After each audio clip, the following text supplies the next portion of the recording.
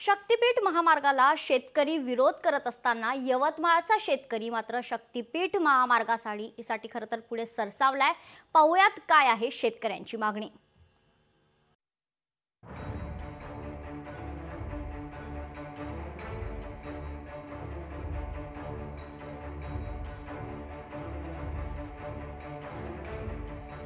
शक्तीपीठ महामार्गाला एकीकडे शेतकऱ्यांचा विरोध होत असताना यवतमाळचे शेतकरी मात्र शक्तीपीठ महामार्गासाठी अनुकूल असल्याचं समोर आलंय। शेतकऱ्यांच्या नावाखाली काही स्वयंघोषित नेते या प्रकल्पाला विरोध करत असल्याचा आरोप यवतमाळचे शेतकरी करतायत। त्याबरोबर नागपूर गोवा शक्तीपीठ महामार्गासाठी संपादित केल्या जाणाऱ्या जमिनींचा योग्य मोबदला देण्याची मागणीही शेतकऱ्यांनी केली आहे।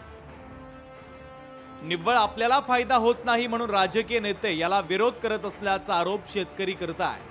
27 तारखेला नागपूर गोवा शक्तीपीठ महामार्गाच्या समर्थनार्थ यवतमाळचे शेतकरी आंदोलन करणार आहे। यवतमाळ जिल्ह्यातून 5 तालुक्यातून शक्तीपीठ महामार्ग जात आहे आणि 5 तालुक्यामधून नाही म्हटलं तर 250 हेक्टर जमीन ही बाधित होणार आहे शेतकऱ्यांची अंदाजे।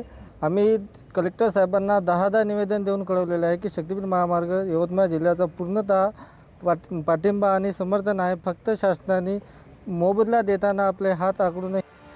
यवतमाळ जिल्ह्यातील 5 तालुक्यातून हा महामार्ग जातोय। या महामार्गाला शेतकऱ्यांचा पाठिंबा आहे। 10 वेळा जिल्हाधिकाऱ्यांना निवेदन दिलं असून योग्य मोबदला मिळण्याची अपेक्षा शेतकऱ्यांनी व्यक्त केली आहे। पश्चिम महाराष्ट्रातले लोक नेहमी साठी आपल्या विदर्भ आणि मराठवाड्याच्या प्रगतीच्या आड आलेले आहेत। त्यामुळेच ते तिथून विरोध करीत आहेत। विदर्भ आणि मराठवाड्यात कुठेही विरोध नाही। सरकारने योग्य मोबदला देऊन आमची जमीन ताब्यात घ्यावी। आमची मागणी आहे योग्य मोबदला जमिनीचा द्यावा शासनाने। बाधित होणाऱ्या शेतकऱ्यांची यादी सरकारने जाहीर केली। ज्यांची जमीन जात नाही असे शेतकरी विरोध करतायत। शेतकऱ्यांना जमिनीचा योग्य मोबदला देऊन जमीन संपादित करावी। हा महामार्ग केवळ बाधित शेतकऱ्यांच्या दृष्टीनेच उपयोगी किंवा फायदेशीर ठरणार नाही आहे, तर हा महामार्ग संपूर्ण महाराष्ट्रासाठी गेम चेंजर ठरणार आहे। या महामार्गामुळे दळणवळणाकरता आपल्याला योग्य साधन उपलब्ध होईल, रोजगाराच्या संधी उपलब्ध होतील।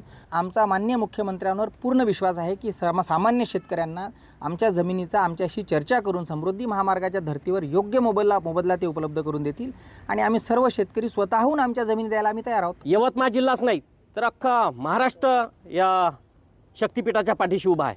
केवळ का उभा आहे की या शेतकऱ्याची शेतजमीन तर जात आहे, परंतु त्याच्या आजूबाजूला असलेले शेतकरी त्यांचाही भाव येणार आहे, त्यांनाही मोठ्या प्रमाणात भाव मिळणार आहे। ह्या भागातल्या नवयुवकांच्या हाताला काम सुद्धा लागणार आहे। नवीन कंपन्या सुद्धा ह्या भागामध्ये उभ्या होणार आहे। राज्यातील शेतकरी नागपूर गोवा शक्तीपीठ महामार्गाच्या पाठीशी खंबीरपणे उभा आहे। या महामार्गाचा फायदा सर्व शेतकऱ्यांना होणार आहे। डोंगरी भागातून हा मार्ग जातोय।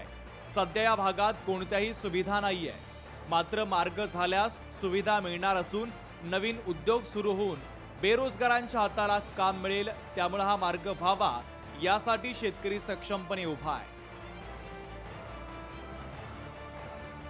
संजय राठोड, लोकशाही मराठी, यवतमाळ। लोकशाही मराठी ऐका, पहा, जागरूक रहा।